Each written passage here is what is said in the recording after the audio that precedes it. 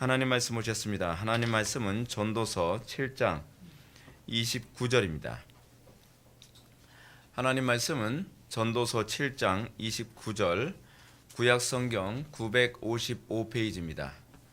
구약성경 955페이지 전도서 7장 29절 말씀 찾으셨으면 우리 다 같이 한 목소리로 봉독하셨습니다. 시작.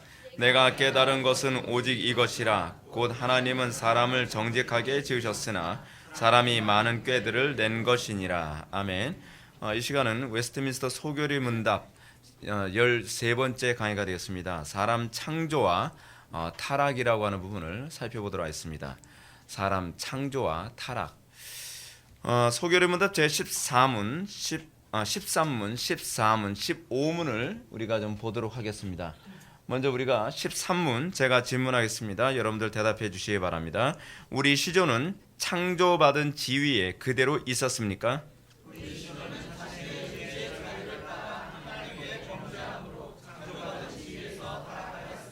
죄가 무엇입니까?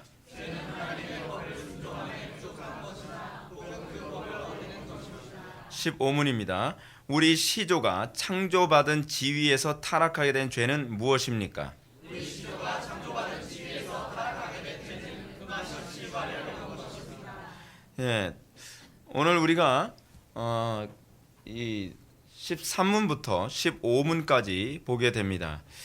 13문부터 15문의 내용을 잠깐만 이제 먼저 보게 되면 우리 시조라고 하면 누구를 얘기하는 겁니까? 아담과 하와를 얘기하는 것이죠. 하나님께서 처음에 창조하신 그 존재들, 우리 시조는 창조받은 지위, 이 지위라고 했을 때 지위라는 말은 상태라고 이렇게 이해하시면 됩니다. 하나님께서 태초에 사람을 창조하셨을 때 어떻게 창조하셨습니까? 어떤 상태로 창조하셨습니까? 라고 하는 이런 질문입니다. 이 질문 굉장히 중요한 질문입니다. 왜냐하면 제가 누누이 여러분한테 말씀드리지만 신앙에 있어서 굉장히 중요한 건 전제입니다. 신앙의 전제가 불분명하면 결론이 잘못 납니다. 그러니까 모든 것은 전제와 다 관련을 맺고 있습니다. 우리가 하나의 그 추론에 도달하려면 그 추론이 항상 옳으려면 그 추론의 전제가 되는 것을 정확하게 알아야만 합니다. 이번에도 제가 이제 안양대 신대원 그 개강 집회가 아니죠. 수련회 때 MT죠. 그 MT 때 제가 3시간 동안 강의하면서 그냥 주구장창 3시간 동안 한 건 뭐냐면 계속 용어 정리였습니다. 용어 정리를 할 수밖에 없었던 것이 뭐냐면 용어 정리가 안 되면 제가 말하고자 하는 메시지가 정확하게 전달이 안 돼요. 그러니까 이 전제가 잘못돼 버리면 아무리 많이 배워도 열매가 안 나옵니다. 그러니까 이 전제를 다시 정확하게 잡기 위해서 계속 하나하나 용어를 정리하는데 하나하나 용어 정리하다 보니까 정리해야 될 용어가 너무 많아가지고 표징에 관한 부분을 이제 성례에 관한 얘기를 잠깐 할 때 이번에 주제가 예배의 회복이었거든요.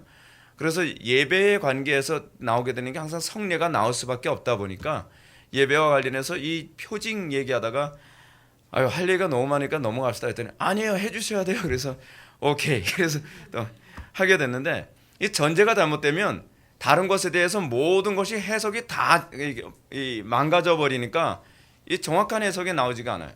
근데 그 해석에서 가장 중요한 부분이 창세기거든요.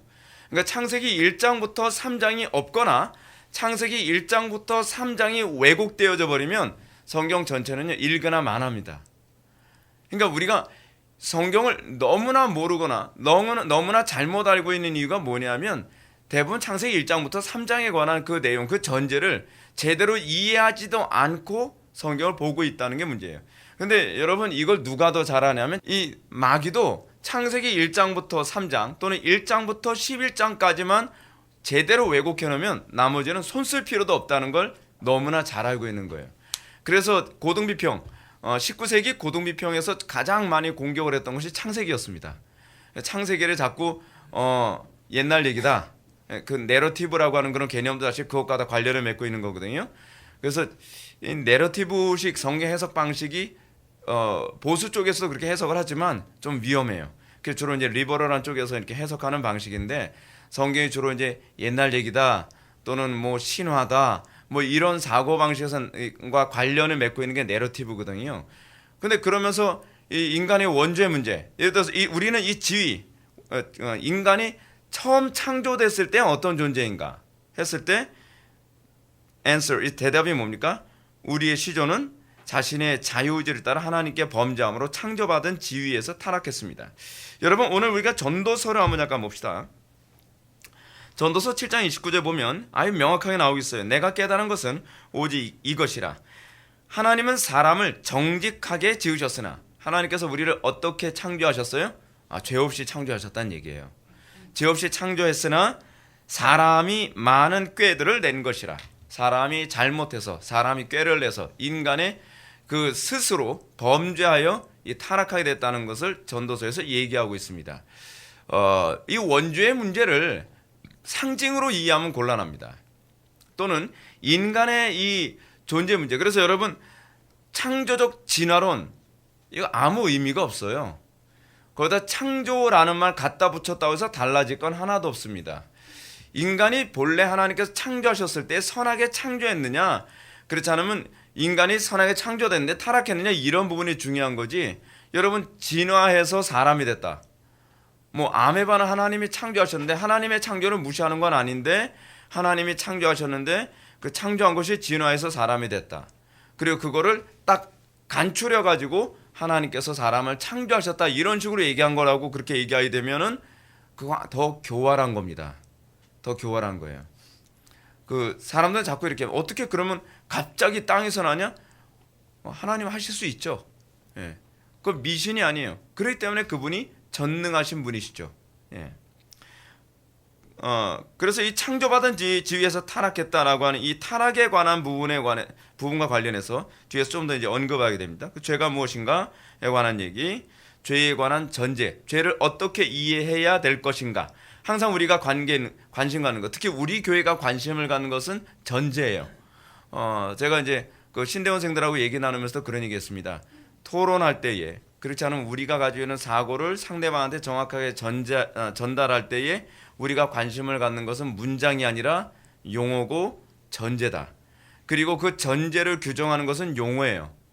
용어가 명확하게 정의되지 않으면, 개념이 분명하게 정리가 되어 있지 않으면 우리는 전제를 뺏기는 거죠. 그래서 우리가 항상 이 전제를 명확하게 가지고 있어야만 우리는 신학적인 관점, 그 이해가 명확해집니다. 그래서 죄가 무엇인가에 관한 이해가 분명해야 되죠. 우리는 죄를 자연인들과 다르게 인식합니다. 불신자들과 다르게 인식을 해요. 그 부분들. 그리고 우리 시조가 창조받은 지위에서 타락하게 된 죄가 무엇인가? 우리 시조가 창조받은 지위에서 타락하게 된 죄는 그 마신 실과를 먹은 것이다. 이것이 어떤 의미가 있는가? 자, 우리가 이제 그다음 한번 볼까요? 지금까지 우리는 언약의 소결의 문답의 38문까지의 구조를 또 다른 관점에서 한번 봅시다. 지금까지 우리는 언약의 주체자이신 하나님에 대해서 살펴보고 언약의 수혜자인 우리가 무엇을 지향하고 살아야 하는지를 살펴보았습니다.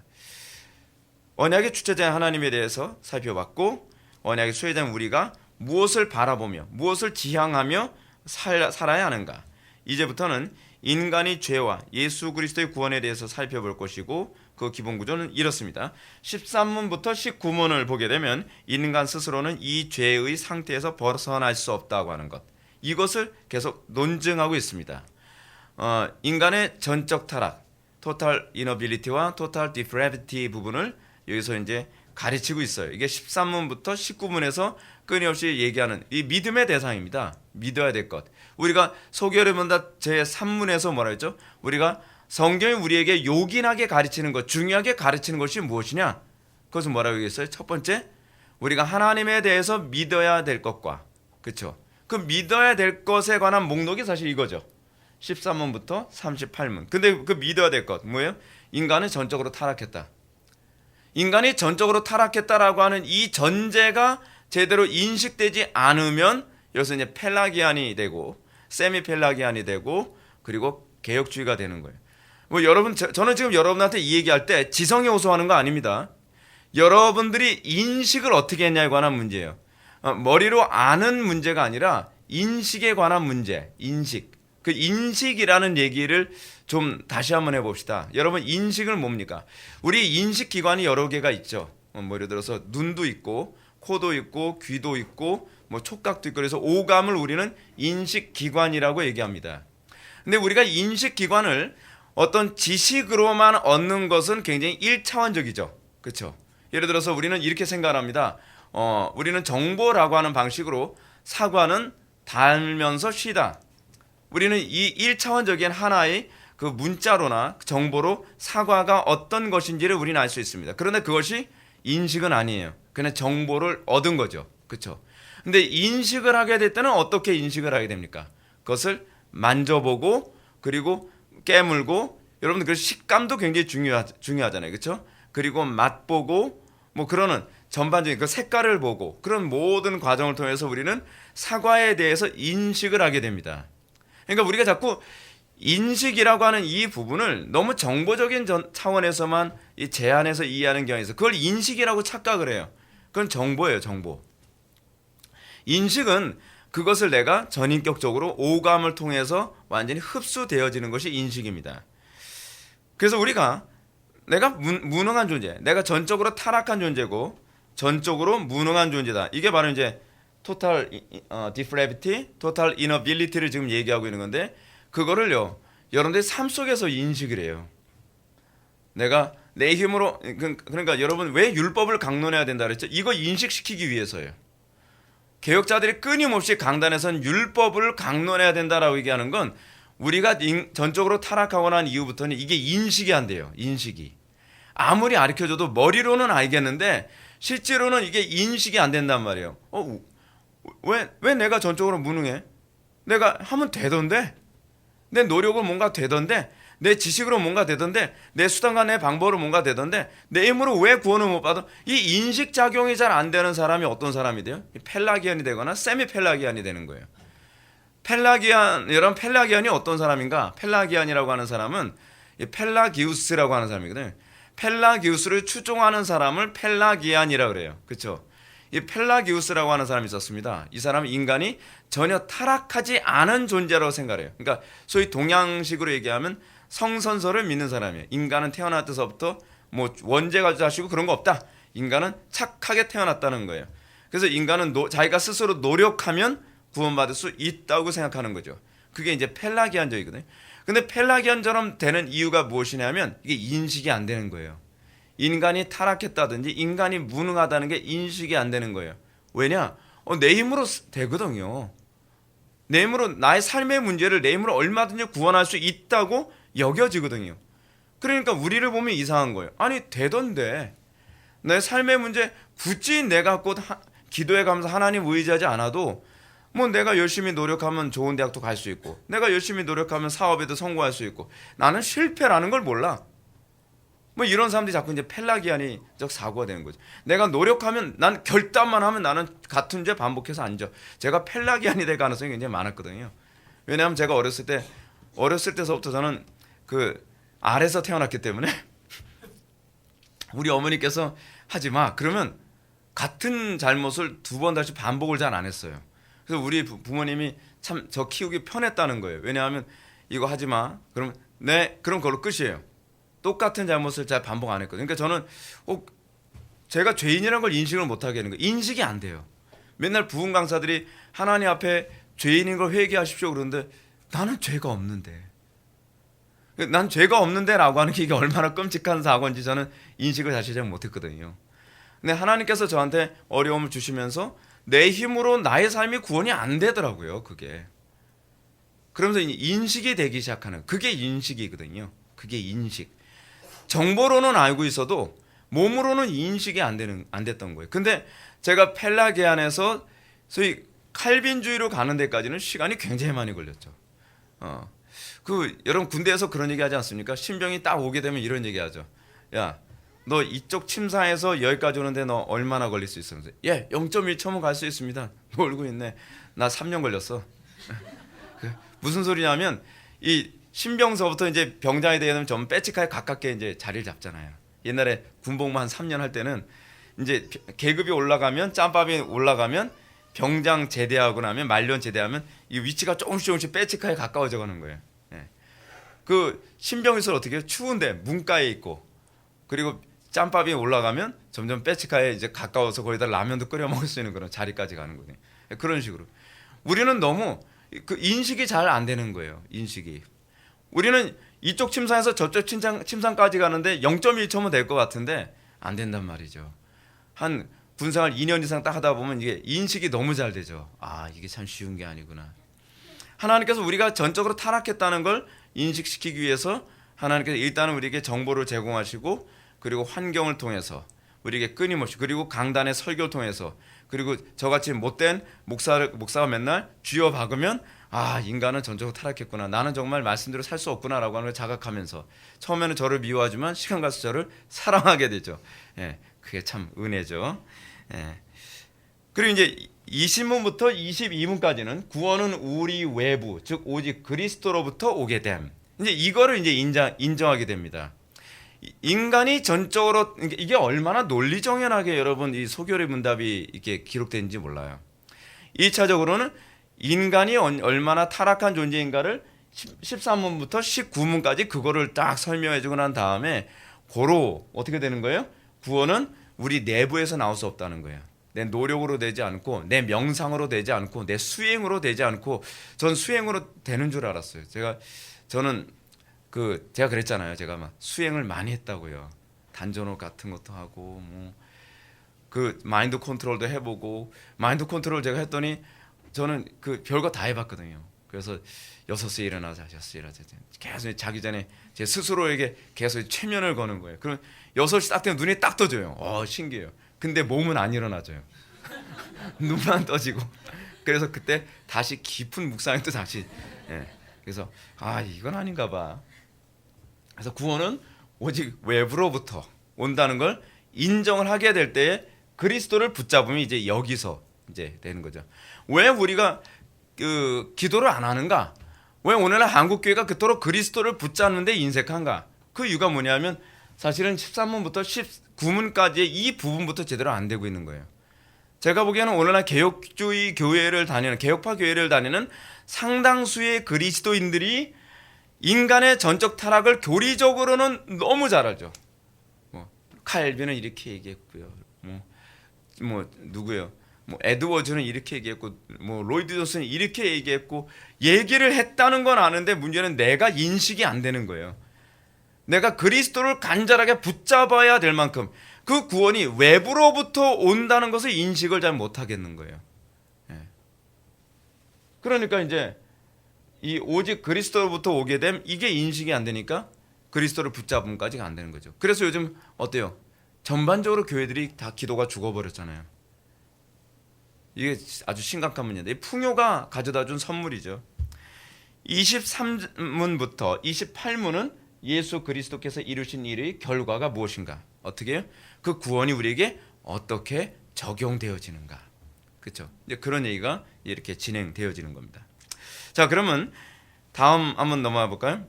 대결의 문답으로 한번 좀 봅시다. 대결의 문답 제21문을 보시겠습니다. 자, 질문하겠습니다. 여러분들 대답해 주시기 바랍니다. 사람은 하나님께 창조받은 처음 상태에 그대로 있었습니까?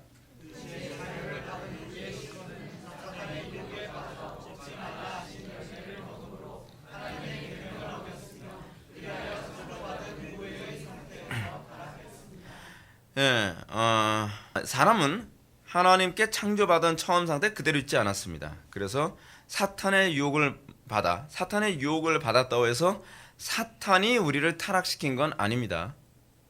유혹을 인정하고 받아들이는 것이 문제죠. 그렇죠? 그렇게 됨으로써 열매를 먹고 하나님의 계명을 어겼으며 창조받은 무외의 상태라고 했는데 무외가 오탄 것 같아요. 자, 그러면 서론을 한번 들어가 봅시다. 서론. 소개를 문답 13문부터 15문은 인간이 본래 어떻게 창조되었는가 그리고 어떻게 타락했는가를 이룹니다. 여러분 이거 다 안다고 생각을 하죠? 저는 그렇게 생각을 합니다. 우리가 안다고 생각하는 그 영역이야말로 잘 모르는 경우가 너무 많아요. 그리고 여러분 안다는 것은 누구 말대로 응용할 수 있는 것만 아는 겁니다. 활용할 수 있는 것만 아는 겁니다. 나에게 적용할 수 없는 건 아직은 모르고 있는 겁니다. 그러니까 여러분들, 내가 알고 있는가? 예를 들어서 우리는 학교 다니면서 우리는 시험을 보지 않습니까? 예를 들어서 피타고라스의 정리 열심히 공부했습니다. 열심히 공부했는데 우리는 설명 들을 땐 알 것 같아요. 자, 근데 이제 우리가 모르고 있다는 걸 언제 비로소 깨닫게 되냐면, 선생님이 알지? 요번에 그걸 문제를 딱 그러면서 내면은 공식은 아는데 적용을 못 하겠는 거예요. 그럼 뭐죠? 모르고 있는 거죠. 모르고 있는 거예요. 자, 요번에도 이제 신대원생들한테 이제 그런 얘기를 했습니다. 무슨 얘기 했냐면, 제발 교리를 외우지 말라고 제가 얘기를 해요. 마치 뭐하고 똑같다라고 제가 얘기를 했냐면, 피타고라스의 정리를 우리는 결과로서의 공식만 외우고 나면 도대체 피타고라스의 정리가 어떤 과정을 통해서 만들어졌는지 저는 인식을 못하고, 이걸 이해를 못하면 적용을 못하잖아요. 그러니까 앵무새처럼 외운 것 이외에는 도무지 모르는 거예요. 근데 피타고라스의 정리가 어떻게 만들어지는지를, 그 원리를 알고 나면 피타고라스의 정리를 여러 가지 수학 문제에 적용할 수 있게 되어지는 거죠. 그러니까 우리가 하나의 어떤 교리적 체계가 나올 때 우리는 우리는 칼빈주의 5대 강령, 그리고 그 교리문답 그러면서 인간의 전적, 튜울립 하고 인간의 전적 어떤 하면서 15개를 달달달달 외우면 안다고 생각을 해요. 근데 문제는 뭐냐면 그 교리가 어떤 원리로 나오게 되는지를 전혀 모르니까 나의 삶에 적용이 안 되는 거예요. 우리의 관심은 외우는 게 아니거든요. 우리의 관심은 뭐예요? 나의 삶의 문제를 푸는 거예요. 피타고라스의 정리, 여러분 그 공식 a제곱 플러스 b제곱은 c제곱과 같다? 여러분, 우린 그게 중요한 게 아니거든요. 그것을 어떻게 다른 여러 가지 문제에 적용할 수 있느냐에 관심이잖아요. 솔루션. 근데 우리는 그걸 못하면서 공식만 달달달 외우고 있다는 것이죠.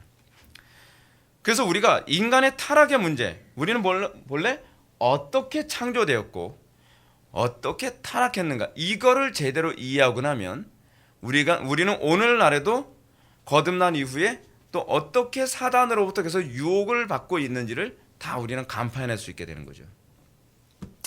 그래서 이 문제는 인간을 이해하는 데 가장 중요한 문제입니다. 소위 인간론과 관련돼 있어요. 여러분, 철학에서 항상 인간의 관심이 무엇입니까? 인간은 어떤 존재인가에 대해서 굉장히 관심이 많거든요.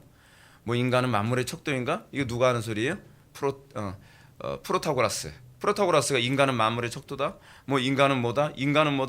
계속 인간이 어떤 존재인가에 관해서 이렇게도 정의를 내려보고 저렇게도 정의를 내려보는데, 문제가 뭐냐면 이 정의가 삶의 모든 영역에서 적용이 안 되는 거예요. 어떤 영역에서는 맞아 떨어지는 것 같은데 이 영역에서는 안 맞아 떨어지는 것 같은 거예요. 그래서 인간을 도대체 어떻게 이해해야 되는가? 소위 자연주의 철학 이후의 자연주의 철학은 주로 뭐에 관심을 갖고 있었어요? 우주의 원리. 과거 BC 5세기 이전의 자연주의 철학, 헤라클레이토스나 그렇지 않으면은 탈레스, 아낙시만드로스 이런 사람들은 주로 우주의 근원이 뭐는가, 아르케, 주로 이제 이런 거에 주로 관심을 갖고 있다가, 이 소크라테스 이후서부터 사람들이 주로 이제 고대 철학이라고 하는데, 이 고대 철학으로 들어가면 사람들이 관심을 갖는 게 더 본질적인 거예요. 인간 도대체 뭐지? 인간에 대한 이해. 근데 여러분, 우리도 똑같다는 거 아십니까? 우리가 가장 첫 번째 관심을 가져야 되는 게 뭐죠? 만물의 근원이 무엇인가? 하나님. 성경 답이 딱 나와요. 그리고 그럼 인간은 무엇인가? 뭐예요? 원래 선하게 창조되었으나 사단에 의해서 타락한 이후에 인간은 전적으로 타락한 존재다. 이런 하나님에 대한 신인식과 인간에 대한 자기인식이 두 가지가 명확할 때에 비로소 인생의 해답을 찾을 수가 있어요. 여러분, 왜 철학자들이 아르케에 대해서 그토록 관심을 가졌을까요? 그리고 왜 인간이란 무엇인가에 관해서 그토록 관심을 가졌을까요? 인생의 문제를 해결하기 위해서였어요. 인생의 문제를 해결하려면 사실은 아르케, 다시 얘기한다면 모든 것을 가능하게 만드는 그 주체와 원동력이 무엇인가, 소위 얘기해서 신에 관한 문제거든요. 신에 관한 문제가 분명하게 해결이 돼야 되고, 그 다음에 인간이라는 나라고 하는 존재, 우리는 자기 자신에 대한 지식이 결여되어 있거든요. 하나님은 당신 자신에 대해서 100% 알고 있지만 우리는 우리 자신에 대해서 전혀 몰라요. 그래서 우리 자신에 대한 자기 이해가 분명할 때에 비로소 인생의 문제를 해결할 수 있게 되는 거거든요. 그래서 이 소교로 문답에서는 그런 얘기로 정확하게 짚고 나갑니다. 인간을 이해하는 것. 그래서 왜냐하면 인간을 어떻게 이해하느냐에 따라서 구원에 대한 접근 방식이 원천적으로 달라지기 때문에 그렇습니다. 이건 마치 무엇과 같냐면 질병의 상태를 어떻게 진단하느냐를 통해서 처방이 달라진다는 얘기거든요. 어떤 사람이 열이 오릅니다. 열이 오르는데 이 열이 오르는 이유를 뭐 때문에 열이 오르는지 제대로 진단이 안 되면 쉽게 치료할 수 있는 문제도 쉽게 치료가 안 되는 경우가 많죠. 이번에도 미얀마 갔더니 그러더라고요. 미얀마에서 댕기열에 딱 걸리면 거의 웬만하면 산대요. 거의 의료시설 아주 굉장히 굳이거든요. 하도 굳어서 거기가 미얀마 병원에 가면 오히려 병을 달고 올 것 같을 정도로 그런데 그럼에도 불구하고 미얀마에는 댕기열 걸린 사람들이 워낙 많으니까 이 치료하는데 노하우가 있는 거예요. 그래서 웬만하면 산대요. 근데 그 미얀마에서 댕기열에 걸린 사람이 비행기 타고 한국에 가면 웬만하면 죽는데요. 왜냐하면 우리나라는 이 댕기열 환자가 없다 보니까 치료하는데 이 손을 잘 못 쓰는 거예요. 그러다 이제 시기를 놓쳐 죽는 거죠. 진단의 문제죠. 진단의 문제. 인생의 문제에 있어서도 비슷한 그 삶의 문제가 굉장히 많이 발생합니다. 근데 그 문제를 우리가 어떤 존재인가, 하나님은 어떤 분, 우리를 치료하시는 하나님은 어떤 분이시고, 그리고 나라는 존재는 어떤 존재인가, 그거를 어떻게 진단하느냐에 따라서 결과가 달라지죠. 그래서 교회사를 보면 인간을 어떻게 이해하는가를 통해서 제가 아까 말씀드렸던 것처럼 펠라기안, 여러분 펠라기우스에 의해서 생긴 펠라기안들은 어떻게 생각하죠? 인간은 전혀 타락하지 않았다고 생각하니까 자동적으로 인생의 문제를 어떻게 조언해 주겠어요? 예를 들어서 펠라기우스한테 가서 선생님, 제가 인생에서 이렇게 어려움이 있습니다. 어떻게 하면 좋을까요? 도를 닦아라. 그렇게 하겠죠. 수행을 하라고 얘기하겠죠. 인간은 본래 선하게 태어났기 때문에 노력하면 돼. 수행하면 돼. 그래서 어떻게 해요? 자기 구원할 수 있는 그 원리를 내 속에서 찾아내는 거죠. 내 속에서. 지금 오늘날 나타나는 수많은 철학들은 다 그거 아닙니까? 내가 하나님이라는 것을 깨닫는 것, 내 속에 신성이 있다는 것을 깨닫는 것. 근데 그것이 바로 오늘날 인생의 문제를 구원하기 위해서 사람들이 찾는 거죠. 그래서 사람들이 주로 어디 가요? 뭐 요가 학원 가서 뭐 명상하고 뭐 그러면서 뭐예요? 내 속에 신성을 찾기 위해서 끊임없이 노력하잖아요. 그 나름대로의 구원을 찾는 방식이죠. 왜요? 인간이 전적으로 타락했다는 걸 인정하지 않는 사람들이죠. 또 하나 반펠라기안들, 이걸 소위 이 하프거든요. 하프, 다른 말로 셈이라고 하는데 이 하프 펠라기안들은 그러면 이 반절 펠라기안이거든요. 반은 인간이 타락했다는 걸 인정하지만 반은 그래도 그렇다 해서 뭐라고 해야 되냐, 인간은 죽은 것이 아니라 병든 것이다 라고 해요. 그럼 이 사람들은 어떻게 하죠? 여러분 병든 거라면 어떻게 해야 돼요? 우리는 그러죠. 병들었을 때 병원에 가면 뭐 하라 그래요? 약 줄 테니까요, 운동하면서 약 먹으세요. 외부의 도움과 자기 수행이 같이 가는 거죠. 그렇죠? 병원 가면 우리가 죽지 않아서, 우리가 송장하러 갔는데 여러분 의사가 그러겠습니까? 약을 줄 테니까 약 먹고 열심히 운동하세요. 여러분 송장한테 그러지 않잖아요. 그렇잖아요. 송장 어떻게 해요? 송장은 살리고 봐야 되잖아요. 예. 하나님께서 그 영혼을 살려야 되잖아요. 송장은 뭐 의사가 고칠 수 없는 거니까. 그렇죠? 근데 펠라기안들은 그런 식으로 생각하는 거죠. 그래서 이런 사람들의 특징이 뭐냐면 신인 협력설이 나오는 거예요. 여러분 신인 협력 이 얘기하게 되면 저 사람 세미 펠라기안인가 보구나, 그렇게 이해하면 거의 때려서 맞을 수 있습니다. 예. 때려 맞는다니까 좀 그렇죠. 세미 펠라기안들. 그럼 개혁파는 어떻게 해요? 개혁파는 하나님의 은혜로만 인간의 전적 타락, 인간은 죽은 영혼이다, 그렇게 보는 관점 아닙니까? 은혜로만, 오로지 하나님의 긍휼로만. 근데 또 이렇게 얘기하면 사람들이 그러면 우리는 넉넉고 아무것도 할 일 없나요? 이런 얘기가 또 나오죠. 근데 그건 아니다. 그런 얘기가 이제 앞으로 다른 교리문답에서 계속 설명이 나오게 될 겁니다. 오늘 이 부분을 우리가 들어가기 전에 우리는 이제 지난 강의를 잠깐 우리는 복습을 해야 되겠어요. 지난 시간에 우리가 살펴봤던 것이 뭐냐면 인간의 창조와 아울러서 하나님의 섭리가 어떻게 연결되어지는가 우리가 살펴보았습니다. 하나님은 인간을 창조하시고 보존과 통치를 행위 언약으로 규정하셨어요.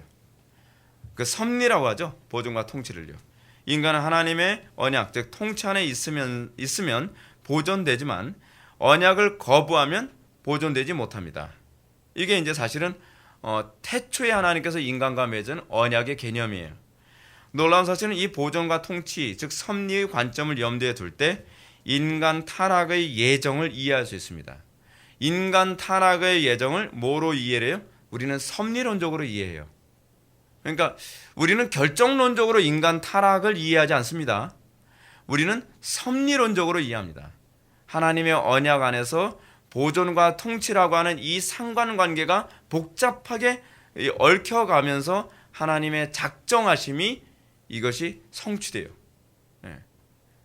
그냥 기계적으로 인간에게 원인과 결과라고 하는 방식으로 하나님의 작정이 성취되는 것이 아니라 제1원인자는 하나님이에요. 사람이 제1원인자가 아니죠. 그것이 섭리죠. 그래서 그 섭리 안에 들어간 사람만 비로소 하나님의 예정이 너무나 선하시고 탁월하시고 지혜롭다는 것을 비로소 인정하게 돼요. 근데 순종하지 않는 사람, 하나님의 보존과 통치 안에 들어가지 않는 사람은 하나님의 예정을 전혀 납득할 수 없다. 뭐만 한다? 불평만 입에 달고 산다. 그래서 신앙은 믿을 때 비로소 납득되는 것이지 납득돼야 믿을 수 있는 영역이 아니다 라고 한 것이 제가 지난 시간에 여러분들한테 말씀드렸던 것을 요약하는 겁니다. 자, 그럼 인간의 자유의지, 프리윌이라고 하는 부분 한번 살펴볼까요? 소교의 문답 제13문은 최초의 인류였던 아담이 자신의 의지의 자유를 따라 범죄하였다라고 얘기합니다. 의지의 자유. 이것은 인간 타락의 원인이 하나님께 있지 않고 아담 자신에게 있었다는 것을 말해줍니다. 물론 이 문제가 나올 때 사람들은 항상 예정교리를 질문을 던지죠. 인간이 타락할 것도 하나님께서 작정하지 않으셨나요? 맞습니다. 작정하셨습니다.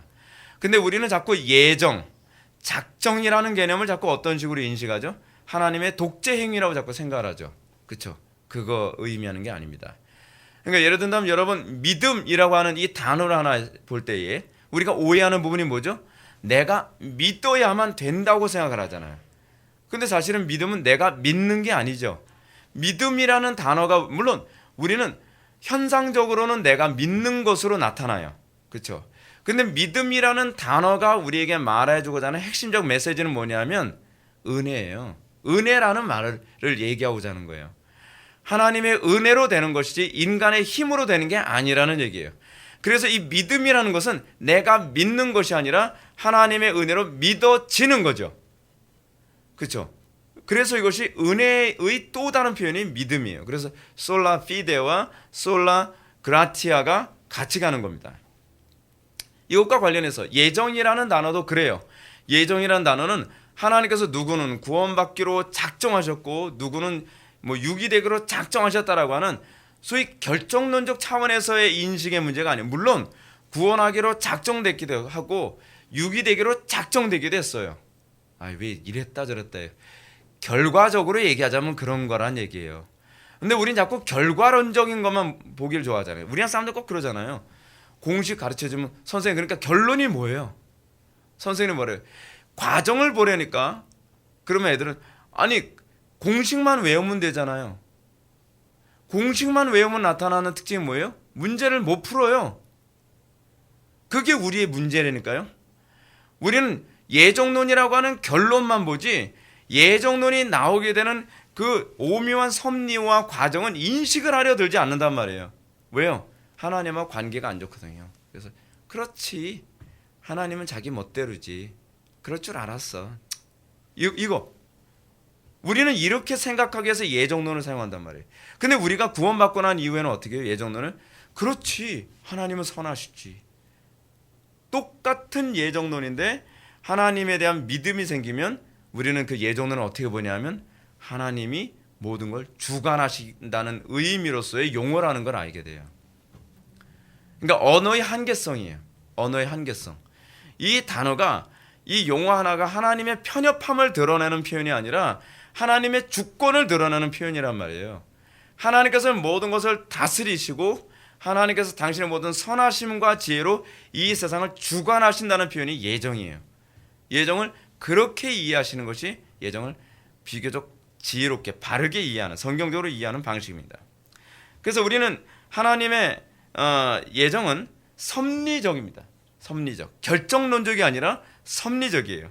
이 말은 인간이 선악간의 자유로운 행동을 선하신 보존과 통치로 이끄시는 지혜의 결과라는 거예요. 그렇죠? 이 섭리론적으로 봐야 된다는 부분은 납득이 안 되면 많이 묵상하십시오. 많이 묵상하고 기도하시면 이 부분에 대한 이해를 성령께서 도와주세요. 네. 저도 제 언어로 여러분들한테 설명하는데 한계가 있어요. 왜냐하면 이것이 신적인 영역이기 때문에 성령께서 조명해 주시지 않으면 어느 영역 이상의 것은 언어의 한계성이라는 게 있습니다. 그래서 제가 벙어리 냉가슴 앓듯이, 그러니까 뭐 어떤 광고 보면 그러잖아. 아이, 일단 먹어봐야 하는데 내가 어떻게 말로 표현해요? 막 그런 거 있잖아요. 예, 그런 거죠. 예, 그런 거예요. 예, 그 이상 상상하지 마시고 그냥 그 정도만 하세요. 그럼 자유의지란 무엇인가? 이 free will이라고 하는 것은 무엇인가? 자유의지란 자신의 뜻에 따라 어느 누구의 강요나 간섭을 받지 않고 선택하거나 거부하며 행하거나 행치 않으며 이것을 행하거나 저것을 행하는 자유를 의미합니다. 그러니까 자유의지라고 하는 것은요, 사실 자발적 선택이에요. 자발적 선택인데 그 자발적 선택이 또 자유롭진 않아요. 그것이 이제 우리가 뒤에서 이제 보게 될 에라스무스와 루터의 자유의지론 논쟁에 관한 부분입니다. 그걸 다시 한번 우리는 살펴볼 거예요. 그러므로 아담과 하와는 타락 이전에 사단으로부터 죄를 강요받지 않았던 것이에요. 사단은 우리를 유혹하지 사단은 우리에게 죄를 강요하지 못해요. 여러분, 왜 우리가 죄를 짓고 나서 그 책임을 우리가 지는지 아십니까? 사단은 유혹을 했지 강요한 게 아니거든요. 우리가 자발적으로 즐거이 그것을 선택해요. 그것은 인간이 타락한 이후에도 동일해요.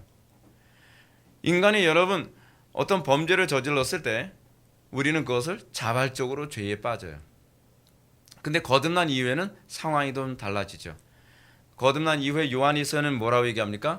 하나님께로서 난 자마다 죄를 범하지 아니하나니. 그죠? 그 얘기는 무슨 얘기죠? 거듭난 이후에는 죄를 자발적으로 저지르질 않아요. 그러니까 거듭나기 이전에는 죄를 저지를 때에 내 본성이 즐거워, 그리고 기쁨으로, 그리고 자발적으로 그것을 선택해요. 그것이 거듭나기 이전의 사람 모습이에요. 그래서 그들은 그 책임, 비록 내가 타락한 존재로 태어났다고 할지라도 어쩔 수 없었다라는 말이 하나님 앞에 항변이 되질 않아요. 왜냐하면 내가 자발적으로 그 죄를 저지르기 때문이죠. 근데 거듭난 이후에는 어떻죠? 거듭난 이후에는 내 본성이 죄를 짓는 것을 거부하죠. 근데 그럼에도 불구하고 그리스도인들이 죄를 짓는 이유가 어디 있어요? 연약함.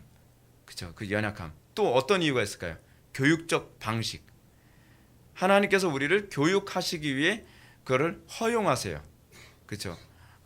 우리로 하여금 하나님의 은혜의 가치를 더 알도록 하기 위해 하나님께서 때로는 은혜를 살짝 걷어가시기도 하세요. 그래서 죄에 빠지는 것을 아주 심각하게 빠지지 않고 어느 정도 죄에 빠지는 것을 허용하시기도 하시죠. 그걸 통해서 하나님 앞에 인간의 타락, 내가 타락한 존재라구나 라고 하는 것을 인식하도록 또 만드는 그런 작용을 합니다. 그래서 여러분 성도라고 해서 죄에 안 빠진다고 생각하는 건 그건 잘못 알고 있는 겁니다. 다윗 같은 사람들은 죄에 빠지잖아요. 사건 하나만을 보고서 그 사람이 천국 갔다 지옥 갔다라고 단정지을 수가 없어요. 왜냐하면 거듭난 이후에 우리는 천사가 되는 게 아니에요. 하나님께서는 우리를 교육적인 차원에서 다양한 방식으로 죄를 허용하실 수도 있어요. 그러니까 우리가 어떤 사람이 특정한 죄를 졌다고 해서 저 사람 저런 죄를 지은 것 보니까 저 사람은 거듭나지 않은 것 같다, 그렇게 판단하면 안 돼요. 그것이 거듭났다 거듭나지 않았다를 규정하는 시금석은 아니라는 사실이죠. 그렇죠? 그러나 분명한 것은 하나님께로서 난 자는 죄를 즐기지 못합니다. 그러니까 과거에 거듭나기 이전에는 도박을 하면 너무 재밌는 거예요. 도박을 하거나 그렇지 않으면 맨날 조직폭력배에서 맨날 싸움박질하러 다니고 그러면 너무 재밌죠. 죄 짓는 게 너무 재밌다는 거예요. 남 괴롭히는 게 너무 재밌고. 근데 거듭난 이후서부터는 어떤 현상이 나타나요? 이게 재미가 없어요. 재미가. 찬송가에 그 가사가 나오잖아요. 이전에 즐기던 것 이제는 값없네. 예전에 즐기던 것이 거듭난 이후에는 즐겁지가 않아요. 거듭난 이후에는 옛적 삶으로 돌아갈 수가 없어요. 그렇다고 해서 그가 타락하지 않는다는 건 아니죠. 그거를 표현해 주는 겁니다. 자, 그럼 우리가 자유의지와 노예의지에 관한 부분 한번 살펴보겠습니다. 자유의지와 노예의지 문제는 에라스무스와 루터의 논쟁으로 유명합니다. 그러니까 에라스무스와 루터의 논쟁, 참 우리는 교회 안에서 이런 논쟁 사건이 얼마나 감사한지 모릅니다. 저는요, 교회사 안에서 생긴 수많은 논쟁이 신학을 발전시키는 데 상당히 큰 공헌을 했다고 생각을 하거든요. 그러니까 겉으로 보기에는 고난인데 그 고난이 아니었으면 신학적 발전이 있을 수 없었어요. 그러니까 오늘날 제가 요즘 최근에 20세기나 21세기 신학을 별로 잘 안 좋아하는데 저는 개혁자들 신학을 되게 좋아해요. 왜냐하면 그들의 그 책에는 피냄새가 나거든요. 그 사람들은 진리를 수호하기 위해서 정말 피를 흘려가면서 땀을 흘려가면서 글을 쓴 게 느껴져요. 지금 우리가 만약에 이 에라스무스나 루터의 이 자유의지 논쟁이라고 하는 이 부분이 없었다면 우리 스스로 자유의지 부분을 정리하는 건 상당히 힘들었을 겁니다. 근데 이 두 명의 천재들이 자유의지가 맞냐 노예의지가 맞냐라고 하는 것을 서로 논쟁을 하면서 자신의 모든 지혜와 지식과 그 에너지를 다 쏟아가면서 이렇게 좋은 내용을 우리에게 이렇게 남겨주셨어요. 그분들은 아주 코피 터질 정도로 막 씩씩거렸는데 우리는 그 자료를 통해서 그 천재들의 도움을 이렇게 받는 거죠. 그죠? 에라스무스는 인간에게 자유의지가 있다고 봤고요. 루터는 인간에게는 오로지 노예의지만 있다고 봤습니다. 에라스무스가 루터를 반대하여 자유의지론을 주장한 이유는 루터가 솔라 그라티아, 뭐죠? 오직 은혜, 솔라 피데, 오직 믿음으로 기울어진 것에 대하여 인간 스스로가 죄의 책임을 져야 하며 인간 스스로가 인간 회복을 이루어야 한다고 주장한 것이죠. 그러니까 여러분 알미니안주의자들 보게 되면은 이 자유의지를 자꾸 얘기해요. 자유의지를 얘기하는 이유가 뭐냐면 자유의지가 있어야 인간이 그 죄에 대해서 책임을 물었을 때에 정당하다는 거죠. 근데 자유의지가 없는데 나한테 내가 죄를 질 수밖에 없도록 창조됐는데 내가 왜 지옥을 가야 되냐? 이 논쟁을 피하기 위해서 주로 이 사람들이 뭐라 그러냐면 인간에겐 자유의지가 있어야 된다라고 그렇게 전제를 깔고 생각을 하는 거예요. 잘 보세요. 왜 안 바뀌는지 아세요? 전제가 안 바뀌면 절대로 어떤 논리도 받아들일 수가 없어요. 인간에게 책임을 묻기 위해서 이 자유의지가 있어야 된다고 하는 전제가 딱 있으니까 다른 게 안 보이는 거예요. 그래서 제가 여러분한테 누누이 말씀드리잖아요. 전제 안 바뀌면 안 된다고요. 그래서 제가 이 전제를 바꾸기 위해서 하는 작업이 뭐냐면 용어 정리하는 거예요. 성경적으로 용어가 정리되지 않으면 전제가 안 바뀌니까 아무리 천재라도 이해를 못해요. 이해를. 에라스무스가 바보라서 루터의 말을 이해를 못하는 게 아닙니다. 소위 플라톤의 그 우상 비유가 있잖아요. 그 우상 비유 중에 하나가 이 동굴우상 같은 그런 우상들, 시장 우상 같은 우상들, 또는 선입견이라고 하는 우상들, 그쵸? 그 우상이 한번 딱 생기고 나면 그 다른 어떤 것도 눈에 보이지 않아요. 아무리 논리적으로 얘기해도요. 논리는 거기서 성립되지 않습니다. 왠지 아세요? 전제는 이미 꽂혀 있기 때문에 그래요. 전제가 바뀌어야 논리가 성립돼요.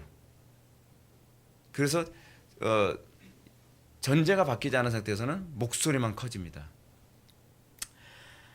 그러면 이제 에라스무스와 루터의 주장을 한번 먼저 살펴보겠습니다. 에라스무스의 자유의지론, 그 신인 협력설이라고 얘기합니다. 신인 협력설 하게 되면 뭘 떠올린다고 그래요? 예, 신인 협력설이니까 세미펠라기안, 그렇죠? 세미펠라기안 또 이렇게 이해를 하면 됩니다. 그러니까 펠라기안은 신인 협력을 하고 안 하겠죠, 그렇죠? 내가 수행하면 되는 거예요. 왜냐하면 내가 신이니까. 그러니까 여러분들 이렇게 이해하시면 됩니다. 소위 존재론을 얘기할 때에 무신론이 있고요. 그리고 그러니까 유신론이 있고요. 그리고 관념론이 있고 그리고 유물론이 있잖아요. 근데 이걸 그냥 이렇게 이해하시면 돼요. 세상은 다 유신론이라고요. 무슨 소리예요?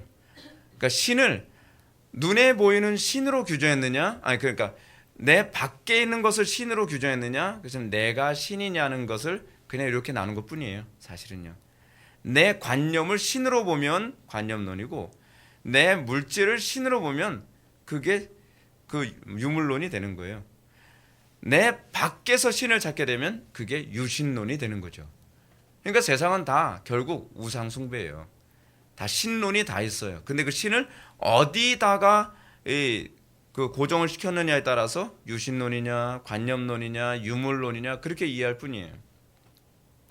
자, 에라스무스의 자유의지론, 신의 협력설 보게 되면 인간의 의지, 이 의지가 타락으로 말미암아 약해진 것이지 그 능력이 소멸된 것은 아니다. 정확하죠? 세미펠라기안입니다. 그렇죠? 인간의 의지가 약해졌다. 그래서 약해졌기 때문에 이 에라스무스는 어떻게 해요? 신의 은총도 필요하지만, 그렇죠? 이게 천주교 교리 아닙니까? 그래서 에라스무스는 가톨릭이에요. 신의 은총, 그러니까 은총과 자연이 공존해야 된다고 보는 거예요. 은총과 자연의 공존. 왜 이런 생각을 하게 됐을까요? 아리스토텔레스의 철학적 사고가 전제에 깔려있기 때문에 그래요. 문제는 항상 전제예요.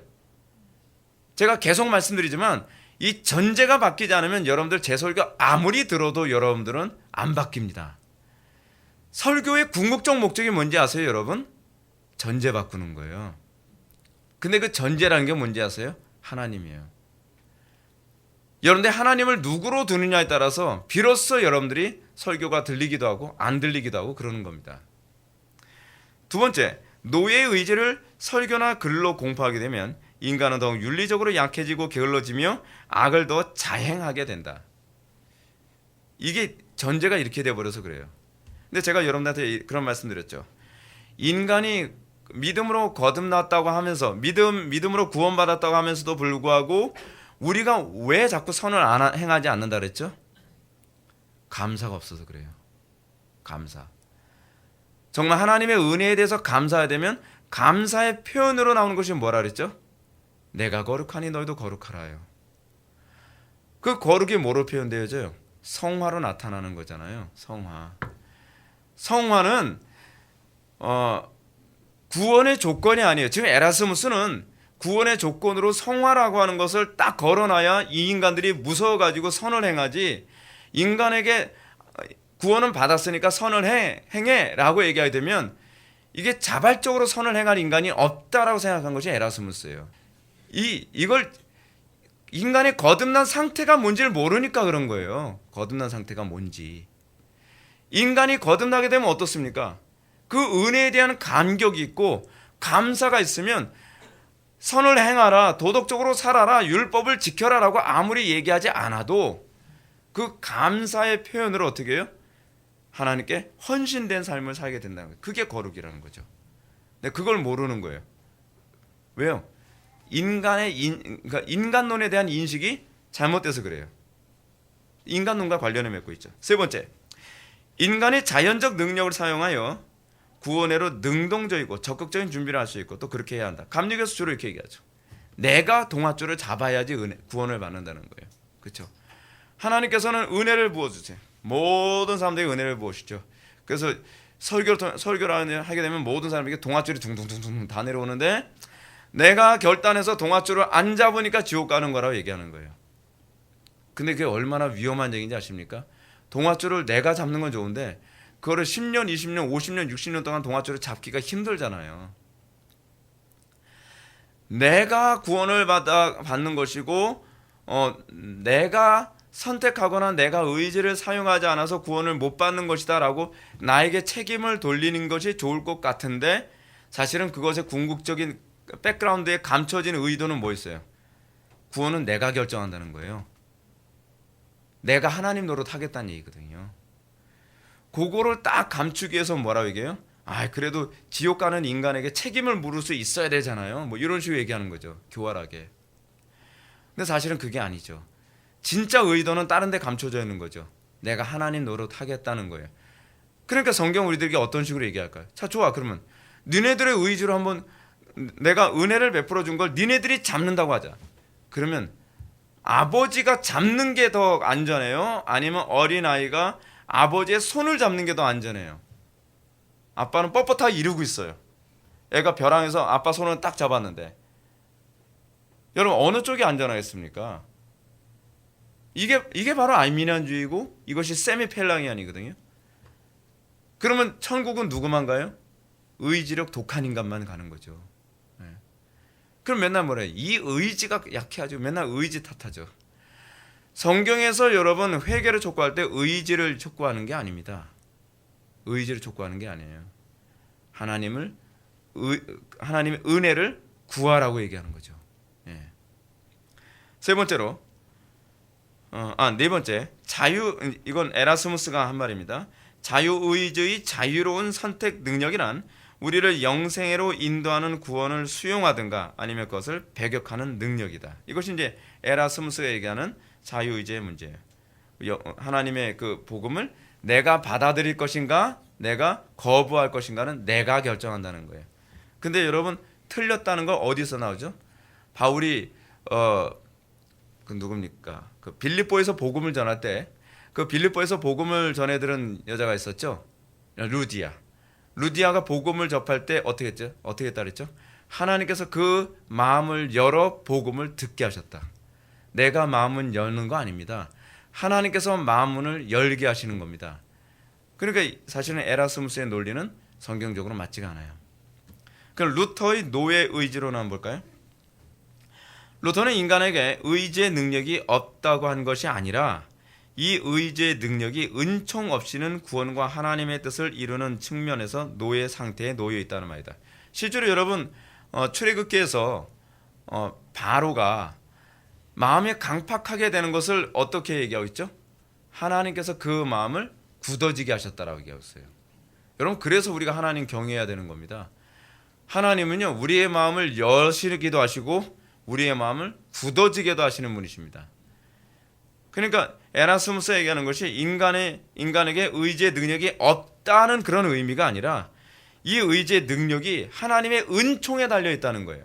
근데 은총에 달려 있는데 마치 내가 의지를 발휘하여 받아들이기도 하고 거부하기도 하는 것처럼 보인다는 거죠. 그렇죠?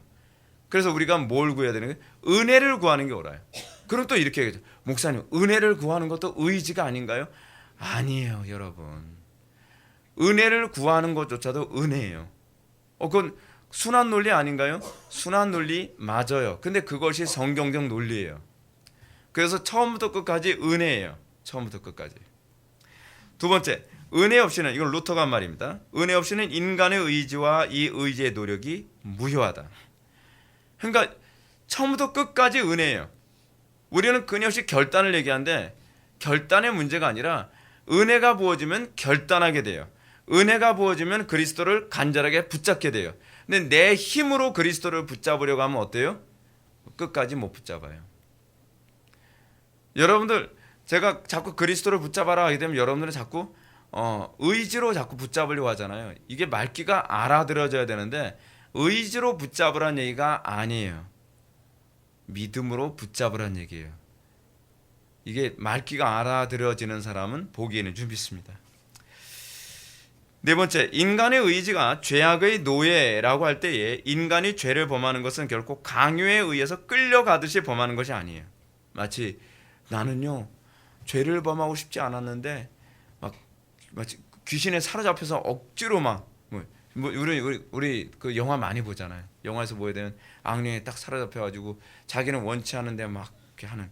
근데 그 개념이 아니라는 거예요. 영화를 너무 많이 보면 자꾸 그렇게 이해를 하죠.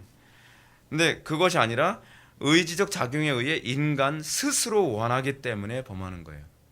너희가 미혹되는 것은 뭐라고요? 내가 진리를 사랑하지 않은 것을 입증하는 거죠. 그렇죠? 그러나 선행의 경우 그것이 아무리 탁월하 해도 그것은 불신앙을 전제함으로 죄일 수밖에 없다. 무슨 얘기냐면 죄인들이 아무리 선행을 한다 할지라도 그것도 죄예요. 우리는 자꾸 이런 얘기 많이 하잖아요. 목사님, 이순신 장군도 지옥 가셨나요? 아니 왜 이렇게 질문도 그렇게 유치해요? 여러분 나라 구하면 다 천사입니까? 아니요. 저는요 이순신 장군 천국 갔냐 지옥 갔냐 물어봤을 때 아니 나라 구한 것이 천국 가고 지옥 가고를 결정할 문제라고 전 생각이 들지가 않거든요. 뭐 대단하지 않다는 얘기가 아니에요. 그분이 저한테 외할아버지이기 때문에 왜 고고고고 고조 할아버지이기 때문에 제가 그분을 비하할 마음은 없어요. 근데 여러분 그건 별개 문제거든요. 별개 문제. 그러면 여러분 그렇게 따지면 그럼 원규는 지옥 갔습니까? 아니 꼭 그렇게 얘기하면 곤란하잖아요. 그렇잖아요. 천국 가고 지옥 가는 문제를 우린 자꾸 어떤 식으로 인식을 하냐면 도덕의 문제로 자꾸 생각을 해요. 도덕의 문제가 아니에요. 하나님과의 관계 문제예요. 물론 하나님과의 관계가 회복되어지면 자동적으로 도덕이 나오게 되어 있죠.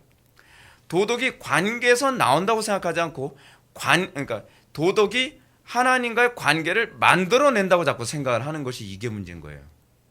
그러니까 이게 다요 전제 문제예요. 인식의 문제예요. 그러니까 여러분들 이게 안 바뀌면 신앙생활하면서 왜 나는 신앙에 발전이 없고 변화가 없는지 모르겠어요. 자꾸 이 소리가 자꾸 나와요. 저는 열심히 예수 믿거든요. 그 열심히 믿기 때문에 그래요. 이건 또 무슨 소리예요? 자기 열심이거든요. 하나님께 열심히 있으나 지식을 좇는 게 아닌 자기 의를 이루려고 하나님의 의를 애써 거부하는 거죠. 하나님의 의를 사도 바울이 로마서에서 뭐라고 얘기했어요? 예수 그리스도. 예수 그리스도를 통한 하나님의 의지 예수 그리스도 빼고 다이렉트로 내가 하나님의 의를 나타내라는 얘기가 아니에요. 우리는 자꾸 내가 하나님의 영광 나타내야지. 하나님의 영광 나타내야지. 여기서 내가 화를 내면 안 돼. 여기서 기분 나빠도 웃어야 돼. 하나님께 영광. 그 얘기가 아니에요. 그 얘기가. 그리스도의 의의를 하나님께서 보시길 원하는 것이지 나를 통해 내가 무슨 헌금 많이 하고 구제 많이 하고 천사처럼 행동해서 야 예수 믿는 사람 참 착해 그 소리 듣게 원하시는 게 아니에요. 믿음으로 하지 않은 건 다 죄예요. 믿음으로 한다는 것은 바로 그리스도의 의의를 나타나기를 원한다는 것이지 내 의의가 나타나는 게 아니라는 거예요. 그러니까 믿음으로 하지 않으면 하나님의 의이신 그리스도가 나타나질 않죠. 무슨 말인지 아시죠? 우리는 제가 임재에 대해서 제가 말씀드릴 때 뭐라 했죠? 하나님께서는 하나님의 임재이신 율법을 우리에게 계시하시고 그 율법이 우리의 마음판에 새겨져서 우리는 하나님의 계시의 수단으로 사용되어지는 것. 그렇죠? 내가 억지로 율법을 지키는 것이 아니라 내가 하나님을 사랑하여 그리스도의 의 안에서 살아가는 것. 믿음으로 살아가는 것. 이게 이해되어졌을 때 복음의 위대함이 비로소 이해되어지는 거죠. 예. 그러면 이제 죄란 무엇인가? 이거 다 전제에 관한 얘기입니다. 계속 여러분 소결의 문답 같은 거 보면요. 다 용어 정리예요. 사실은요. 끊임없이 용어 정리예요. 죄란 무엇인가? 소결의 문답 제13문 보면 14문은 죄는 하나님의 법을 순종함에 부족한 것이나 혹은 그 법을 어기는 것이라고 가르칩니다. 분명히 이렇게 가르치고 있습니다.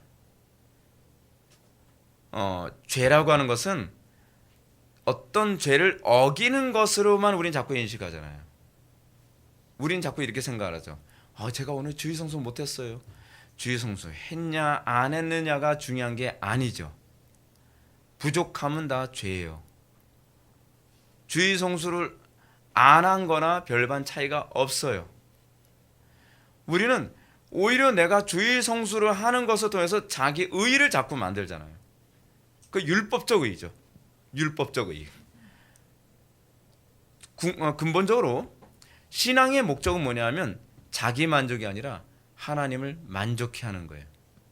나를 기쁘게 하는 것이 아니라 하나님을 기쁘시게 하는 거란 말이에요. 바리새인들의 문제가 뭔지 아십니까? 바리새인들은 끊임없이 자기 만족인 거예요. 자기가 율법을 지켜서 자기 만족으로 살아가는 거예요. 근데 오늘날 교회 안에서 많은 사람들이 그런 식으로 신앙생활을 하고 있죠. 다 자기 만족. 자기가 만족하면 은혜가 되는 거예요.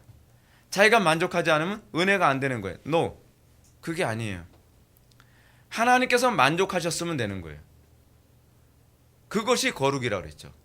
하나님을 기쁘시게 해드리는 것. 그래서 먹든지 마시든지 무엇을 하든지 하나님의 영광 위해서 하죠. 어떻게 하면 하나님을 기쁘시게 해드릴 것인가. 그래서 우리는 항상 매사에 모든 일에 있어서 온전함을 추구하죠. 그 온전함이라는 개념은 율법적 온전이 아니에요. 믿음이라는 개념이에요. 자, 아까 말씀드렸던 것처럼 그리스도의 의예요. 그리스도의 의. 로마서 3장에서 오는 거 봤죠? 그리스도의 의라는 얘기가 자꾸 나오잖아요. 그 그리스도의 의가 온전한 의지, 우리는 온전한 의를 만들어낼 재간이 없어요. 우리는 자꾸 이게 온전 얘기가 되면 사람들이 꼭 저한테 그 질문해요. 목사님, 우리가 어떻게 온전해? 이 문제 때문에 그 K 목사님이 맨날 우리가 어떻게 온전해? 우리는 온전할 수 없어. 우리는 그냥 인내하는 것뿐이야. 자꾸 이런 소리 하는 게 그래서 그런 거예요. 온전이라는 개념은 그리스도 안에서의 온전이에요. 믿음으로 온전해지는 거예요. 믿음으로 온전해진다 그러면 이게 말귀를 또 못 알아들어요. 믿음이라는 단어가 너무 피상적이니까. 근데 믿음으로 온전해진다는 얘기는 그리스도께서 나를 통해 행하는 온전이거든요. 그리스도께서 나를 통해 행함. 우리는 그리스도께서 나를 통해 행했을 때 어떤 현상이 나타납니까? 비로소 표징이 나타나죠. 사인이 나타나는 거예요. 사람은 할 수 없을 때 하나님만 할 수 있는 그 인내가 나타나고, 사람은 할 수 없을 때 하나님만 할 수 있는 그 선행이 나타나고, 사람은 할 수 없을 때 하나님만 할 수 있는 그 지혜로움과 헌신과 충성이 나타나죠. 그래서 여러분은 우리가 루터 같은 사람의 종교개혁 또는 칼빈 같은 사람의 종교개혁의 모습을 보면서 뭘 느낍니까? 우리는 루터를 닮아야 돼. 제발 그 소리 하면 안 돼요. 루터를 닮을 재간이 없어요. 첫 번째, IQ부터가 딸려요. 어떻게 루터를 닮아요? 그거는 본질을 못 보고 있는 거예요. 루터의 탁월함은 그리스도예요. 그리스도 안에서 그의 헌신과 충성과 탁월함이 나오는 것이지, 루터는 또 얼굴도 별로 안 돼요. 닮고 싶지가 않아요. 루터에게 그 탁월함은요, 그리스도의 아름다움이에요. 칼빈에게 있어서 우리가 느끼는 건 그 그리스도의 아름다움이란 말이에요. 우리가 그리스도 안에 있으면 우리도 그렇게 살 수 있는 거예요. 그건 사람의 힘으로 살 수 있는 영역이 아니란 말이에요. 우리는 그 모습을 통해서 뭘 보는 거죠? 루터와 칼빈 같은 사람에서요, 스티그마를 보는 거죠. 흔적. 십자가의 흔적을 보는 거예요. 로이드 존스 목사님이 그 얘기하잖아요. 하나님의 흔적, 그 표징을 확인하는 가장 중요한 그 명확한 것은 뭐라고 얘기합니까? The perseverance of the saint. 그렇죠. 성도의 견인이죠. 끝까지 인내하며 하나님 말씀대로 준행해 나가는 것. 그거죠. 그것이 바로 온전이에요. 그것이 온전과 관련해서 가장 핵심적인 부분이죠. 자, 근데 우리는 여기서 이 죄와 관련해서 한 가지 또 중요한 부분 한번 봅시다. 뭐냐면 죄는 다른 말로 자율성이라고 한다는 거예요. 자율성 할 때 이 한자가 뭐냐면 스스로 자자에다가 법률자를 써요. 자기 스스로가 법이 되는 거예요. 이렇게 한자 보면 뭐 용어 정리할 필요가 없어요. 한자에 다 나와요. 예. 자기 스스로가 법을 규정해요. 하나님이 법이 아니라 내가 규정하면, 내가 규정해서 뭐예요? 내가 옳고 그름, 선과 악, 하나님이 규정하는 것이 아니라 내가 규정하는 거예요. 근데 이게 우리한테 몸에 배어 있어요. 그래서 어떤 그 차나인도 하는 사람이 이렇게 얘기 많이 한다 그랬죠. 우리가 이렇게 기쁜데 하나님은 얼마나 기쁘시겠습니까? 내가 기준인 거예요. 하나님 뭐라 그러셨어요? 너는 기쁜데 나는 속이 터진다. 이거 착각을 해도 굉장히 착각을 하는 거죠. 그렇죠? 우리는 항상 하나님을 기준으로 삼고 하나님 앞에서의 삶을 살아요. 여러분, 우리가 온전을 추구하게 됐을 때, 저 사람 진짜 온전을 추구한다고 한다면 우리가 그 사람에게서 발견하는 중요한 한 가지 기준이 있어요. 항상 하나님 앞에서 부끄러운 거예요. 태도로 살아가는 거예요. 그 사람은 정말 믿음으로 살아가는 거예요. 로이드 존스 목사님이 그런 얘기합니다. 로이드 존스 목사님은 20세기 최고의 설교자라고 얘기하는데, 로이드 존스 목사님 스스로 뭐라고 하냐면, 나는 일평생 설교다운 설교는 딱 한 번 해봤다. 꿈속에서. 오죽 온전한 설교를 꿈꿨으면 꿈에서까지도 설교를 했겠냔 말이에요. 항상 심령이 가난하고 항상 하나님 앞에 부족한 거예요. 더 온전한 설교를 할 수 없을까? 더 온전한 예배를 하나님께 할 수 없을까? 여러분들 마음속에 더 온전한 예배, 온전한 헌신, 온전한 사랑, 거기에 초점이 맞춰져 있지 않다면 여러분은 아직 온전히 뭔지 모르는 거예요. 여러분들이 예배가 좀 부족해서 책만 하면 이 정도면 됐지. 이 사람은 정말 아직 온전히 뭔지 모르는 사람인 게 100% 맞는 사람이에요. 그러나 정말 온전을 아는 사람, 그 사람은 항상 하나님, 제가 더 하나님을 기쁘시게 해드리지 못하고 제가 더 온전한, 이전보다 더 온전한 예배를 드리지 못한 것 용서하소서. 항상 이 태도를 견지하게 되어 있죠. 이게 믿음으로 사는 사람의 특징입니다. 그런 사람은 어떻죠? 일신의신이죠. 이전보다 더 나은 성화가 안 나타날 수가 없죠. 성화가요. 근데 자기 스스로 자율성에 빠진 사람, 신앙은 자유입니다. 신앙은 자유, 이게 말이 이상해졌는데, 진리를 할 때는 진리가 너희를 자유케 하라. 복음은 우리에게 자유를 줍니다. 근데 이 복음이 아닌 것은 우리들에게 자유라고 착각하게 만듭니다. 많은 사람들이 이렇게 복음 안에서 난 자유로운데, 죄를 짓든 어쨌든 나는 자유로운 거 아니야? 주의 성수도 내가 주의 성수 하든 안 하든 난 자유로운 거지. 왜냐하면 진리가 우리를 율법으로부터 자유롭게 했다 그랬잖아요. 여러분, 진리가 우리를 율법으로부터 자유롭게 했나요? 진리를 할지니 진리가 너희를 자유롭게 하리라. 자유롭게 한다는 것은 두 가지 의미가 있죠. 하나는 율법의 형식으로부터의 자유고요. 또 하나는 뭐죠? 우리는 죄로부터의 자유예요. 죄의 권세로부터 자유를 얻은 거예요. 근데 율법의 형식으로부터의 자유라는 얘기는 무슨 얘기냐면, 내가 형식을 구애받지 않는다는 얘기가 아니라 나는 형식보다는 이제 뭐에 비로소 집중하게 됐다는 거예요? 본질. 그거를 요한복음 4장에서 뭐라고 얘기했어요? 신령과 진리.